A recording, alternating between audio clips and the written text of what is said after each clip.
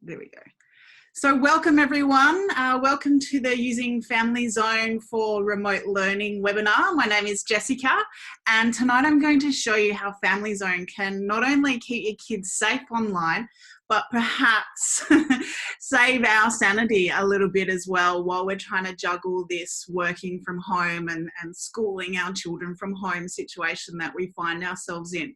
Now, you've all been invited to this webinar as your children attend a Family Zone partner school, and that gives you access to a Family Zone account to use at home. If you haven't activated that account, don't fret, I'll show you how to do that tonight as well. First of all, let's do a little bit of housekeeping.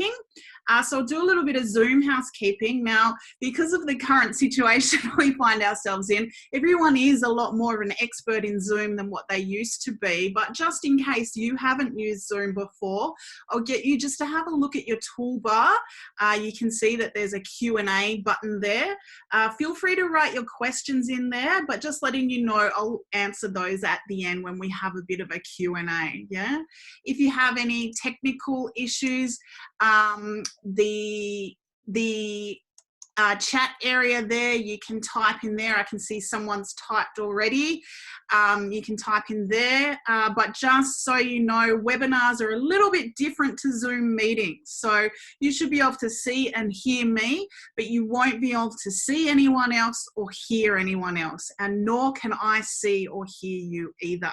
All right, so you can settle back in your jammies with your glass of wine and watch this in the comfort of your own home, and also know that I'm recording it as well. So don't feel like you need to like madly take notes or, you know, perfect everything that I'm doing tonight. You can certainly go back and watch it at the end.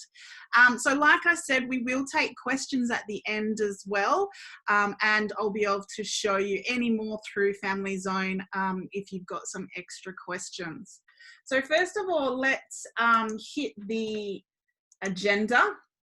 So tonight I'm going to show you how to log into your Family Zone account, and I'm going to show you how to change your children's routine. Now, the reason why that's really high up in the agenda tonight is because, you know, a lot of you will have your children on a school routine, and you might want to put them into a rest routine so you can control their internet use during the day a little bit more. I'll also show you how you can keep your kids on task while we are homeschooling them. I'm sure, like me, I have to work as well as homeschool my kids, so I need to be able to give them a task and know that they'll be kept on task and get that done without getting distracted by social media and whatnot.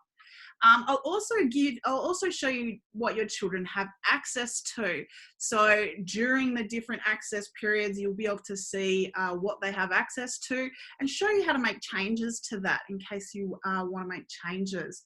Now, I'm also going to show you how to unblock a website. Now, that might seem a little bit weird just there by itself, but having them at home, they might need access to a website that they don't generally have access to. So it's really important that you know how to do that simple thing, and it's really easy for me to show you how to do that.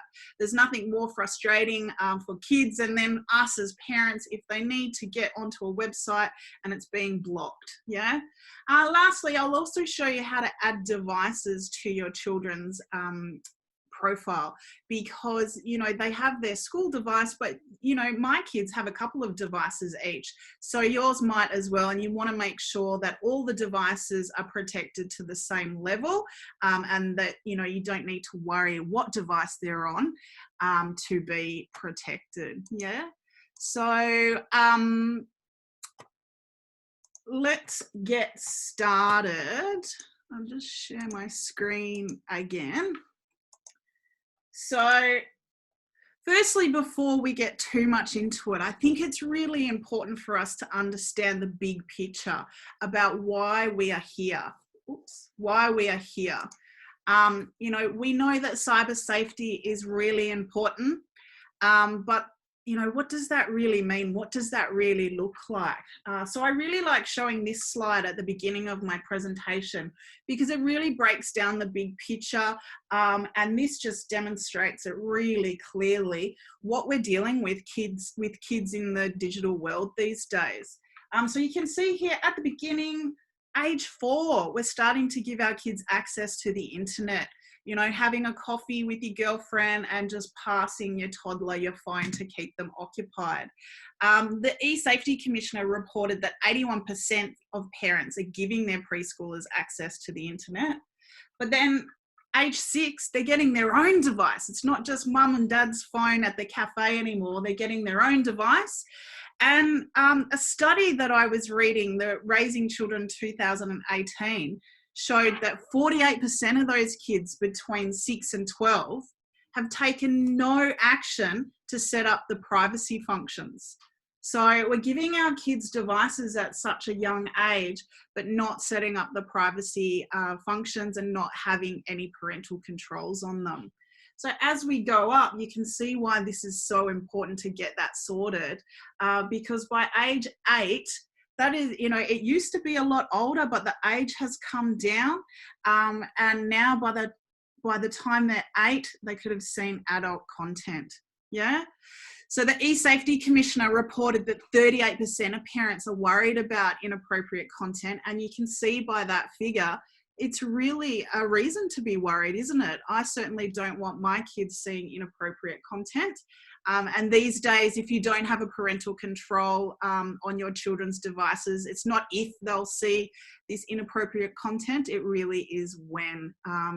So by age 10, they get their first mobile phone. I know my daughter Matilda, she's 10 and she's got a phone because I want to be able to stay in contact with her.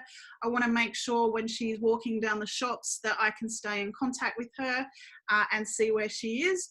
But, you know, look at this, age 12, and they're on it 4 to 6 hours a day. Yeah. So 52% of us are worried about managing that, and rightfully so with these type of hours.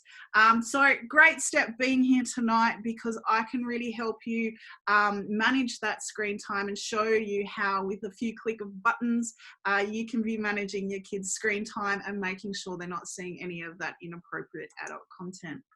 So let's keep going. One of the other ones that I really like to show before we get right into it is just some data from Family Zone. So this was anonymous data that we collected just to show the usage patterns of these groups of children, yeah? So the one on the left here is children 9 to 12. The one on the right are a little bit older. And it shows the percentage of these children that have accessed these different categories on the internet. The ones with the red are obviously more troublesome. You can see this one here, for example, 19% of children 9 to 12 have tried to access pornography. Now, I don't for a minute think that 9 to 12-year-olds are actively seeking out pornography, but it just shows how readily available it is on the internet. And if you don't have a parental control in place, they're definitely going to see it. So luckily for these families, they did have Family Zone in place, so the children were blocked from getting there. So that's fantastic. Now, the last one that I want to show you before we get stuck into it is just this social media usage at school. Now, you can see here the usage patterns from 9 to 2:45 in the afternoon. 30% of them are off task. They're meant to be at school on task doing their schoolwork, but we're reporting that they're on social media. So, you know, that's just so much distraction for them and so much risk. And now that they're at home, we really want to make sure that we've got that Family Zone in place so that we can keep them on task when we want them doing the schoolwork. Yeah. So really a good place to start is to, you know, explain what Family Zone is. Now, I know that you've all been invited to this webinar because your school is a partner school and you've got a Family Zone account, but I don't want to presume that you're all experts in Family Zone and you all know what it's all about. So let's start right at the beginning. What is Family Zone? Family Zone is a cyber safety solution. It keeps your kids safe online no matter what device they're on and what source of internet they're on. Yeah. And it gives us as parents and caregivers the ability to manage their internet use, yeah, through your family zone account. And that's what I'm going to show you how to use tonight, particularly for remote learning, yeah. So some of the benefits of Family Zone you can see here, and these are the sorts of things I'm going to go through tonight. As I said, it filters the internet. It filters the internet to an age-appropriate level. So for example, my daughter Matilda is 10. It gets filtered to a 10-year-old level. And how is that decided, what a 10-year-old should see versus my 16-year-old? Well, that's through our partnership with our cyber experts. Now, they are the experts. Most of them have backgrounds in things like policing and psychology, and they help us determine what that should look like, yeah? So my 10-year-old can see certain parts of the internet, but my 16-year-old can see a lot more, yeah? It also helps us manage social media and streaming and all the different apps. So giving them access to some fun things during playtime, but not when we want them studying and definitely not when we want them sleeping, yeah? And, you know, managing gaming and things like that, yeah? So what I'm going to do now is jump into my Family Zone account. Actually, first, what I'm going to do is show you how to log into your Family Zone account. Bear with me for 1 second. Let's share a screen again. All right, so we're at the Family Zone webpage here. So this is where you can log into your Family Zone account. If you hit login up the top here, it will take you to the login page and you enter your email address and your password. Now, if you haven't activated your Family Zone account, you might not have a password yet, and you might have lost that activation email that got sent to you through the school. So if that is the case, just enter your email address and then hit forget password, and Family Zone will send you a password and then you can log in from there, yeah? Now, that will bring you to here. This is your Family Zone account. Well, in fact, this is my Family Zone account. You can see there's me and my kids, Matilda and Harper and Alana. And like I said, tonight I'm mainly going to be focusing on showing you a few things that is going to assist with this learning from home, yeah, remote learning. So the first thing I'm going to do is show you how to change access days, yeah, how to change from a school day to a rest day. So I'm going to click on my daughter Matilda. And how we do this is through her routines and calendars, yeah? So if I click on her calendar here, you can see once it loads up, there's two different colors here, yeah? So the gray is for rest days, which is traditionally for weekends and school holidays, yeah? But because we're doing a lot of learning from home, you might want to change these school days, which are the blue ones, to rest days, yeah? So you can see that Matilda has gone back to school, so I've changed her to a school day. But let's say, for example, perhaps there's a second wave of corona and we need to bring them home again. What I can do is come down here and add it to the whole month if I want to. So for the whole of May, or however long you want to do it for, however long you think they're going to be home for. Let's do it till June, the 1st of June. We can change it to a rest day, yeah? So what that message there was saying is that you're overriding the school policy, which is fine because they're not at school, they're brought home with you, all right? So now you can see all of these days are rest days, which means you as parents and guardians are in charge of their internet access, yeah? So it will be up to you, your rules, okay? Now, for example, if they're going to school for the day, you can easily come back in and just click on this one that says revert it to a school calendar, yeah? And you can see that's changed back. So if you want to just change the odd day, that's how you do the odd day. If you want to do large chunks, this button down here, yeah?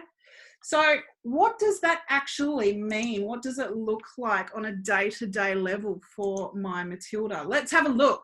So let's click on her routine, and you can see that there's two types of routines. There's a school day that has the large chunk of school during the middle of the day, where the school is in charge of what's happening for Matilda for her internet access. But she's at home and I want to be in charge of when she's doing some study and when she has some playtime. And so you can see here, it looks very different, doesn't it? So the black is sleep time. So that means that Matilda has no access to the internet, yeah? But it doesn't affect everybody else in the household. Only Matilda and the devices attached to Matilda's profile, yeah? So obviously I want her sleeping during that time, so I definitely don't want her connected to the internet. Then in the morning, what I've tried to do while I had her at home for homeschooling was I really tried to keep the structure of what was going on at school the same as what was happening at home. So if I show you a slide, this one here, this is what we had going on for Matilda when we had her at home. So we got her involved in what a day would look like. And all the experts recommend that you keep things the same. Keep that structure the same for them. So if they have recess at 11 o'clock, you have recess at home at 11 o'clock. If they have lunch at 12:20, the bell's going and you guys are having lunch. Every day they had crunch and sip at 2:05. And at first I didn't have that in there, but they were quick to point it out because I really involved the whole family in this timetable. And we all had fun putting it together, and they seemed to follow it a bit more because they were part of the process. And then you can see that I've really mirrored Matilda's family zone routine to what was happening at home for us. So if I go back to Matilda's routine here, you can see at 9:30 here, just a little bit before 9:30, I've put in some study time. So during study time, Matilda can still access the internet, but only for educational internet, yeah? So that really keeps her on task. She doesn't get distracted by all the social media or games or streaming. She gets her study done and then she has some playtime. So if we have a look at her timetable, what did she have on at 9:20 to 10:20, she had mathletics. So I've got some study in there for her. Then at 10:20, they had some Lego time. So in case they wanted to Google or YouTube some Lego designs, she's got access to the internet there, yeah? So really keeping it in line with what was happening at school. You can mirror that with your schedule here through the use of the routine. Now it's really easy to make a change. If you're on a computer like I am with a mouse, you simply click what access period you want and then drag it along, yeah? If you're on a touch screen, you can use your finger and just click and drag like that, yeah? So that's how we control the time period, yeah? So during what time period they have access to the internet and what type of internet they have. But what do they have access to during those time periods? So the next thing I'm going to show you is what your children have access to and how you can make a change if you want to. So if you go to settings here and click on age profile controls, you come over to this section here and you can see there's two drop down boxes here. The first one on the left is the age groups, yeah? So choose which age group your children come under. My Matilda is 10, so let's go to children 9 to 12. And then the next thing I'm going to do, you can see here on the right, it's also a drop down. Now, I really encourage you to have a look through all of these to see what they all do, see what they all mean. But the first thing I'm going to show you is this social networks and games. Because this is what your kids are going to be really interested in, what games and social media applications they have access to and when. And you as parents will really want to come in here and have a review of that before you hand over devices to them. So you can see here, I've made some changes for Matilda. Let's make it a little bit older actually, so you can see when they hit teenage years, during playtime, things really start to open up for them. So all their favorite things like, you know, Instagram, Fortnite, those sorts of things, you can scroll through and have a look, all the different fun things. Snapchat is still locked for them. But, you know, if you want to make a change, your daughter or son really wants to have Snapchat and you're going to be involved in their access, you're going to help them with the privacy settings, those sorts of things, you can come in here and click and give them access just like that. You're the parent and you know how you want to manage this. This is just a tool so that you can manage your children's internet access. Yeah. So during playtime here, that's identified by the gaming console. When it's blue, that means they have access to it. The next one along, when it's the backpack like that, that's school time. The next one along, when it's the book, that means study time. And the one with the moon is nighttime. So like I said, if you want to make any changes, you don't want them to have access to Snapchat, you can just click on it and turn it off. Scroll through and have a look. All the popular social media and games are listed. If you can't find your child's favorite game or app, it will be coming under other games and other apps. Yeah. So you can open that up or you can block it. You are the boss and it's up to you. Yeah. So the next one that's really popular for kids is the streaming media. So the second one down here, you want to come in here and see what they have access to here.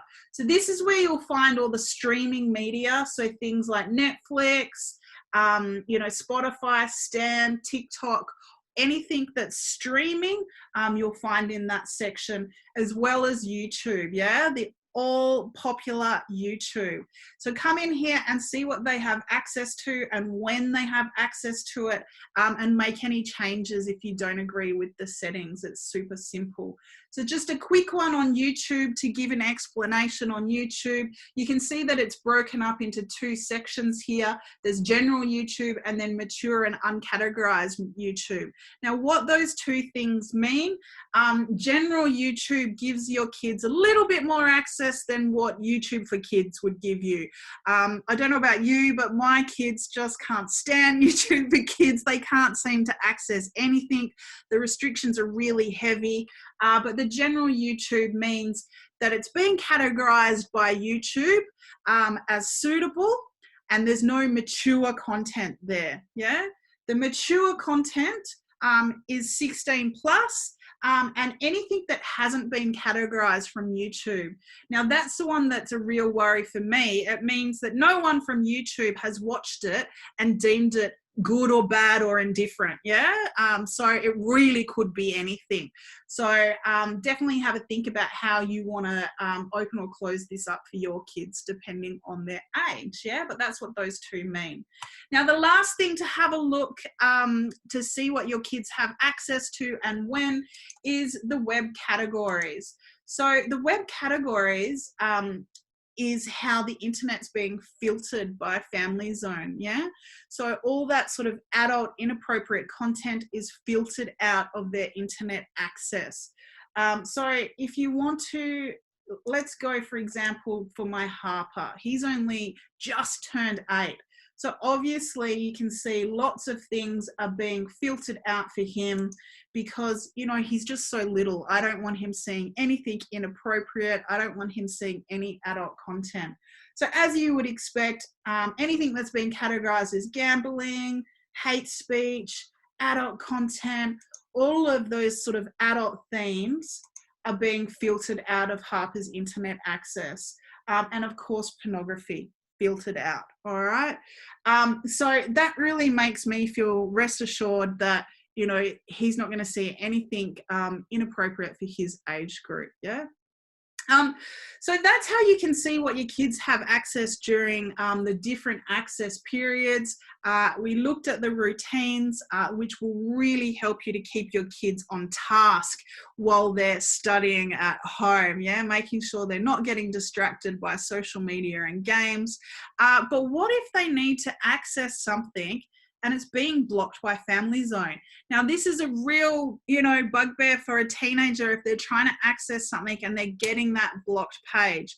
But, it's a really easy task for us parents to learn how to fix. And we can come in here, come down to the third one here that says websites, and we can just manually add the website that the child needs access to. You can see here I have added quite a few websites for Harper that were being blocked. So for example, Amazon and Audible, he listens to Audible books before he goes to sleep. And that was being blocked by Family Zone because it's categorized as a sales website. Now, I don't want to open up the whole sales category for Harper, but I do want to give him access to these websites. So you simply just add a website, type it in here, whatever it is, and click when you want, which profile you want to give it to all the kids, or to just that one profile, and when you want to give it to them. So maybe just playtime, or maybe just for study time. Yeah, it's that easy. And then if they've finished with it and you don't want them to have access anymore, you can simply hit the cross and they won't have access anymore. Yeah, it's that simple. So if your kids are screaming saying, "Mom, I need access to this website," that's how you do it.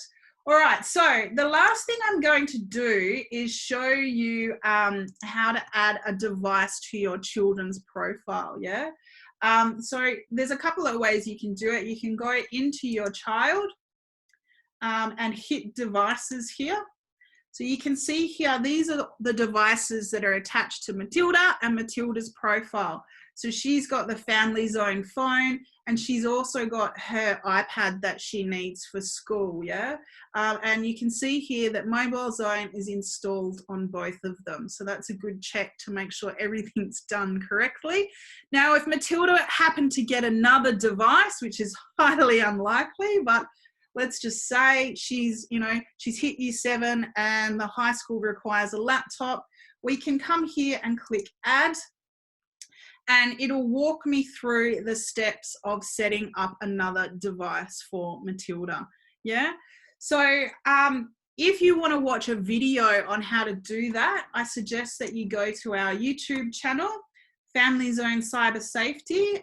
You will find heaps of fantastic videos here, including all the how to install Mobile Zone on different devices. So we've got how to activate Mobile Zone on a MacBook, how to do it on a Windows laptop, how to do it on an Android phone.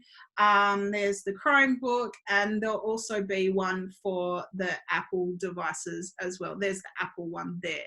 Yeah, this is also where this webinar will be uploaded to. So if you want to watch it again or recommend it to your friends, just send them to this YouTube page. You can see here that there's lots of my previous webinars, getting started, the advanced features, lots of different ones there, including lots of little snippet videos if you just want to watch a snippet of how to do one particular thing.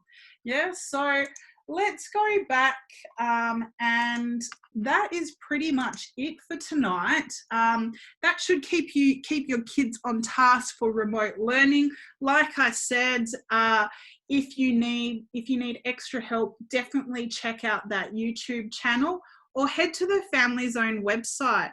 On the Family Zone website, I might just quickly show you that before we finish up. There is a chat there as well. So if you go to the Family Zone website and you have a quick question that I don't answer tonight, see here we have a support chat there as well. So you can chat with someone there as well. But if you just want to shoot us an email, certainly just jot down that one there.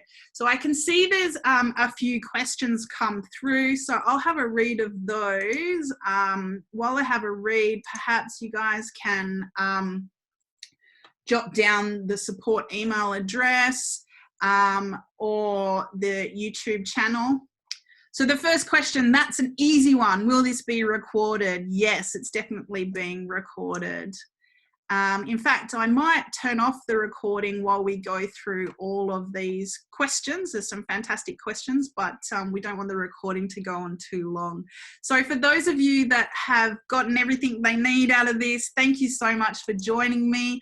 And like I said, check out the video afterwards, and I hope that you're keeping safe and well during this period. And keep your eye out on our social media for more upcoming webinars. I've got quite a few coming up with some really fantastic cyber experts, so you're more than welcome to join those as well.